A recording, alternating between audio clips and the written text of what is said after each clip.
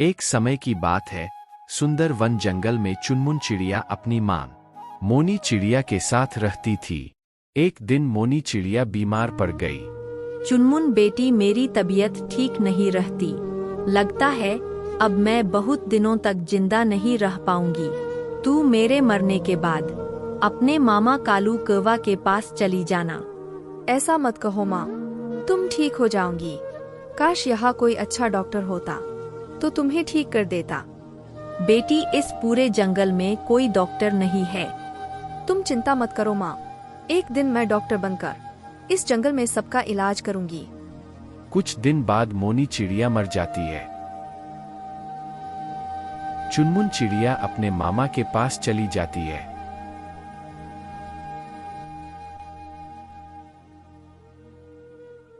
चुनमुन मामा को सारी बात बता देती है। यह तो बहुत बुरा हुआ बेटी, कोई बात नहीं, इसे अपना ही घर समझो और आज से तुम यही रहोगी। मामा, मैं डॉक्टर बनना चाहती हूँ, लेकिन उसमें तो बहुत खर्चा लगता है। मैं इतने पैसे कहाँ से लाऊंगा? तुम चिंता मत करो मामा, मैं दिन में काम किया करूंगी और रात को पढ़ाई करके एक दिन डॉक्टर जरूर बनूंगी। मैंने अपनी माँ से वादा किया था। तभी कालू कौवा की बीबी टुनटुन चिड़िया आ जाती है। सुनो जी, हमने कोई अनाथ आश्रम नहीं खोल रखा है। हम इसे नहीं रखेंगे, यह मेरा आखिरी फैसला है। लेकिन हमारे सिवा इसका कोई नहीं है, ये कहाँ जाएगी? मुझे कुछ नहीं पता, आज इसे रहने दो, कल से अपना इंतजाम कहीं और कर ले।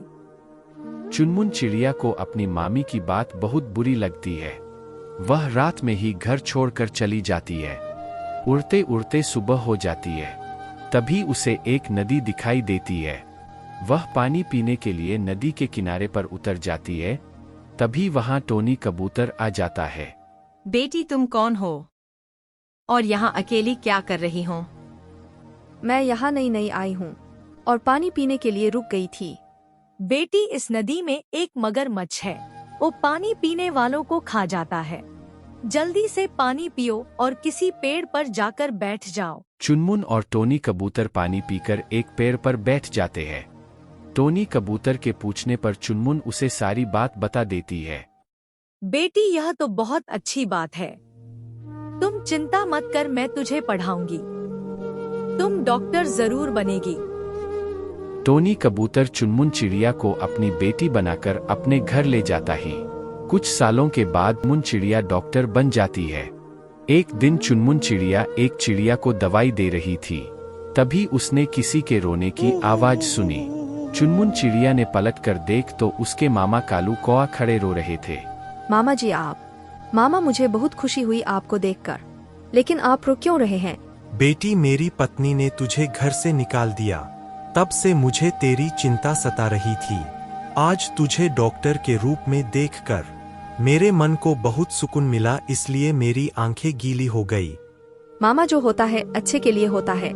अगर उस दिन मामी मुझे घर से न निकालती तो मुझे पिता समान टोनी कबूतर नहीं मिलते, जिन्होंने पढ़ा लिखा कर मुझे डॉक्टर बना दिया। आज मेरी माँ का सपना पूरा हो गया। सही कह रही है बेटी, लेकिन तेरी मामी बहुत बीमार है, लगता है वह अब नहीं बचेगी। अगर तू उसका इलाज करे तो तेरी बहुत मेहरबानी होगी।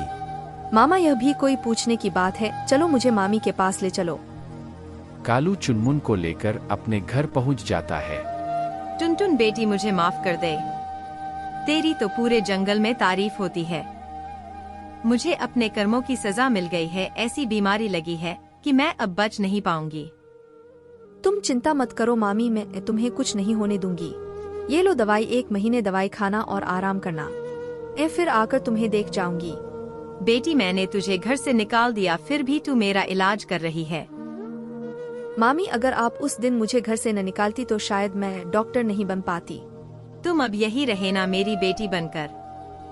मामी, मैं अब आपकी नहीं, पूरे जंगल की बेटी हूँ।